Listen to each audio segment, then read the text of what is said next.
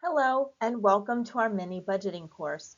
I am so thrilled to have you here today, ready to seize control of your finances. Today, we're going to cover the fundamental principles of budgeting. But before we dive in, allow me to introduce myself. My name is Amber, and in July, my husband and I will celebrate 22 wonderful years of marriage. We're blessed with three amazing children who keep us on our toes. I come to you with over 2 decades of experience in accounting. A fun fact about me is I actually graduated with my bachelor's degree in accounting when I was 32 weeks pregnant with our youngest daughter. And the last thing I want you to know is that my family and I have faced financial challenges too, which is why I'm here, to help you replace the scarcity mindset that we've all been ingrained with and replace it with abundance. I want you to know that money is a tool you can use in your life and not what runs your life. In today's brief mini course, we're going to cover just the essentials. We're going to discuss income, fixed and variable expenses, and how to leverage your money as a tool in your life. Additionally, we'll consider your pay frequency. Are you paid weekly, bi-weekly, like every other Friday or every other Wednesday? Are you bi-monthly, 15th and 30th? Or are you one of those unfortunate people that only get paid once a month? Understanding your pay schedule is crucial for effective budgeting, and we're going to factor that into our discussion. However, through this discussion, we're going to look at a 4-week month and a weekly pay schedule. All right, so let's just dive in.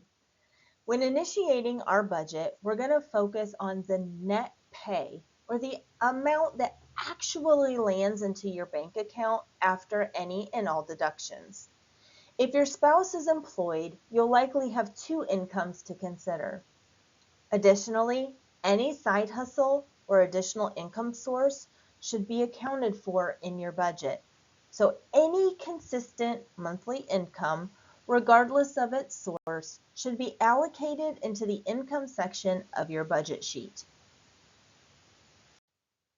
All right, so in our example, income one reflects a weekly net pay of $1,400, while income two arrives bi-weekly at $1,000. Additionally, we have an extra side job generating a bit more income. While we won't explain income diversification today, it's worth noting as an option. Every side gig, side job, or additional source of income, no matter how small, can contribute to paying off debt and building savings in the long run. Okay, now that we've discussed income, let's discuss expenses. Each month, you'll have bills with consistent amounts that are withdrawn from your account, and those are going to be your fixed expenses. Those could be your mortgage or rent payment, your car payment, your cell phone, loans, or any other payments that come in a consistent amount every month. On the other hand, you're also going to have variable expenses that you know to anticipate, but they can fluctuate from month to month. Those are like your groceries, your gas, utilities, or even how much you go out to eat. Factors like a 4-week versus a 5-week month, special occasions, travel expenses, or gas for activities such as travel sports can influence your variable expenses. It's important to account for both the fixed and the variable expenses when you are budgeting. So these examples illustrate the diversity of expenses that you might encounter. You have your home, daily living, dues and subscriptions, financial obligations, miscellaneous, personal, recreation. Subscriptions or regular supplement purchases, or even occasional splurges at retailers like Amazon or Walmart, are all potential areas where spending can vary each month if not properly budgeted. It's crucial to track these expenses and adjust your budget as needed to ensure your stability.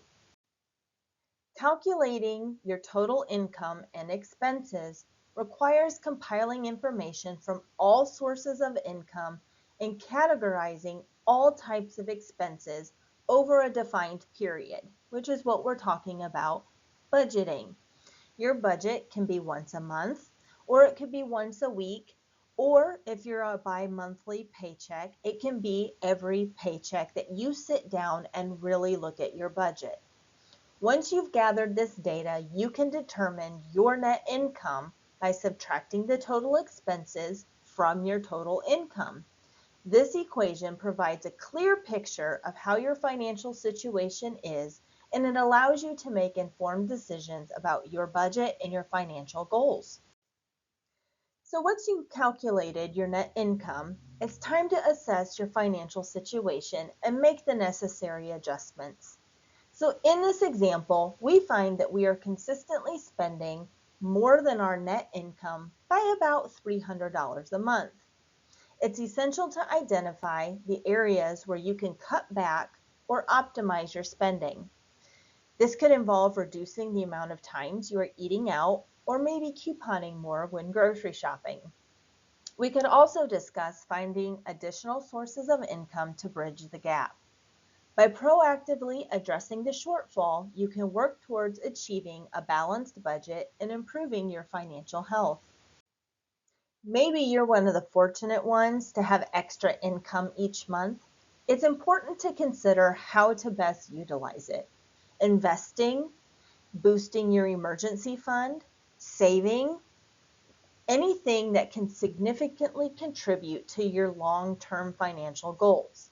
While we won't dive into financial portfolio management today, it's worth noting that optimizing your budget and considering your overall financial strategy will help you plan for the future and make wise decisions with any surplus income that can secure your financial well-being in your future.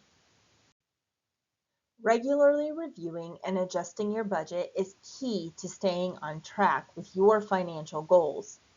If you realize that you're overspending in certain areas such as groceries or dining out, you can make the conscious decision to cut back in those areas and allocate those funds elsewhere, like covering extra gas expenses for anything you may need.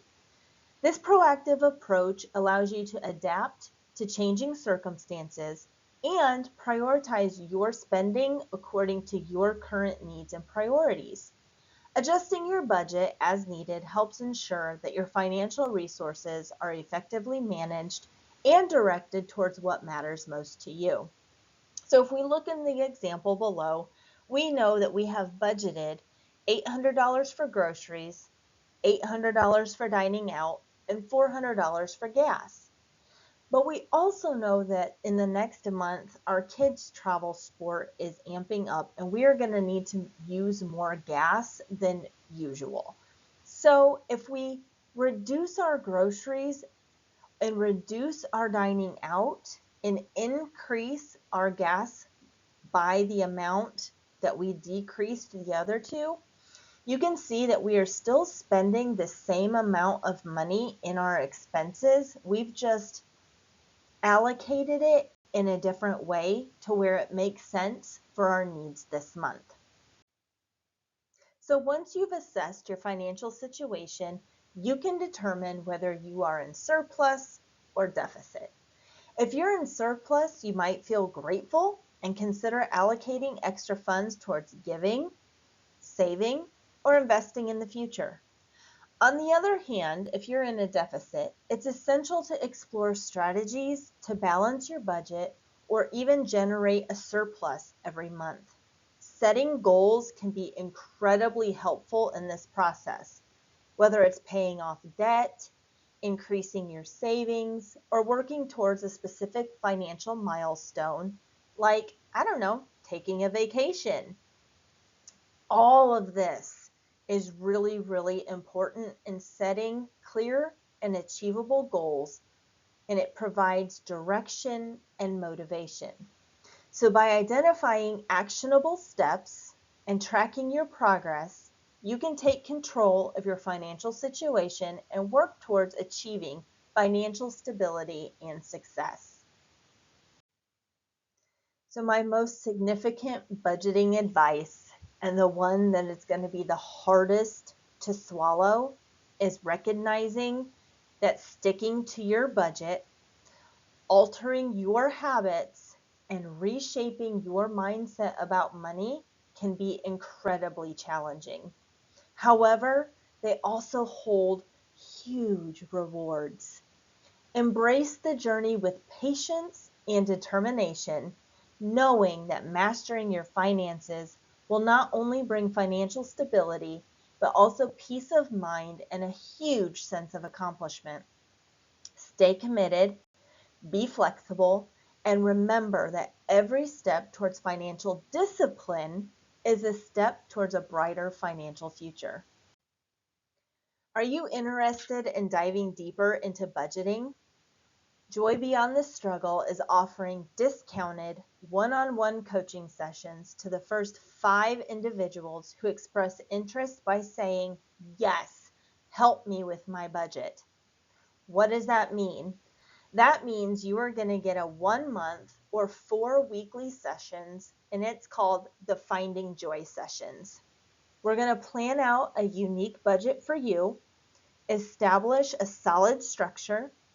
You're going to have my expert guidance on your budgeting, and you are going to have accountability. Usually, this program for a 1 month is $7.99. But for the first 5 people who say, "Yes, help me with my budget," I am going to offer it to you at a rate of $599.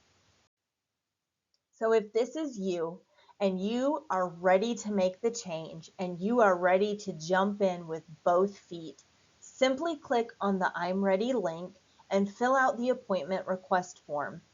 This is a free 20-minute one-on-one call with me to see if we would be the right fit for each other. If we are going to talk money, you need to trust me, and I need to trust that you will put in the work. If you simply want to know more about what Joy Beyond the Struggle is and the programs we offer, click on the Joy Beyond the Struggle link and it will take you to my website.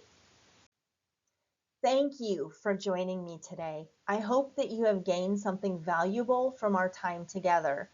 I'm excited about the opportunity to support you on your journey to financial freedom and helping you discover joy along the way.